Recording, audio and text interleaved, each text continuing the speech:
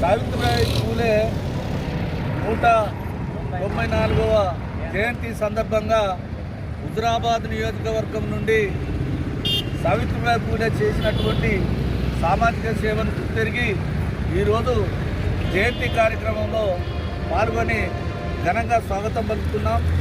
మానవతా విలువలు కోల్పోయిన మన సమాజాన్ని మానవతా విలువలు కల్పించినటువంటి మహనీయులు జ్యోతిరావు పూలే, ఛత్రపతి సాహుజీ మహారాజ్, నారాయణ గురుగారు, పెరియర్ విజయసాయి గారు, డాక్టర్ బి అంబేద్కర్ గారు, మాన్యశ్రీ కాంచీరామ్ గారు ఈ పార్టీని ముందుకు తీసుకుపోయినటువంటి మన మాయావతి గారి ఆదేశం మేరకు ఇక్కడ జయంతి జరుపుకోవడం జరుగుతుంది.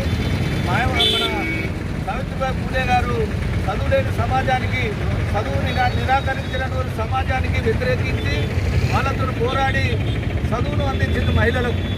మన భారతదేశంలో మొట్టమొదటి ఉపాధ్యాయురాలు సావిత్రిబాయి పూలే. మన ప్రజలు ఏం చేస్తున్నారంటే ఈ చదువుల తల్లి సరస్వతి దేవని మొక్కుతారు.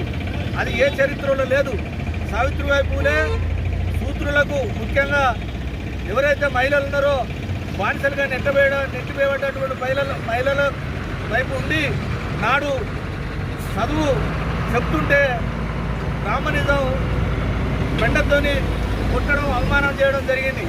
అలాగే ఒక చీర అందులో పెట్టుకొని మళ్ళీ బట్టలు మార్చుకొని చదువు చెప్పినటువంటి మహనీయురాలు జ్యోతిరావు పూలే గారు సావిత్రిబాయి పూలేకు చదువు నేర్పి నువ్వు మన మహిళల పక్షాన విద్యను అందించాలని నాడు ఆ మహనీయుడు జ్యోతిరావు పూలే ఎన్నో విద్యాలయాలు కట్టించిండు. అందులో భాగంగా మహిళా విద్యాలయాలు కట్టించిన, మహిళలు చదువు అందించినటువంటి జ్యోతిరావు పూలేకు ఆమె యొక్క ఆశయాలు, మహనీయుల ఆశయాలు నెరవేర్చవలసినటువంటి అవసరం ఉన్నది.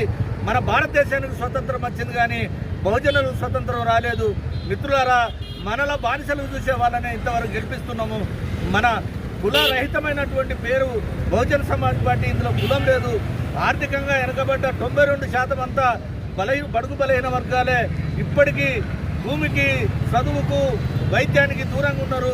కనుక మనము మన అంబేద్కర్ ఇచ్చినటువంటి ఓటును, అంబేద్కర్ ఆశయాలకు ఓటేసి గెలిపించాలని బహుజనులకు విజ్ఞప్తి చేసి ముగిస్తున్నాను.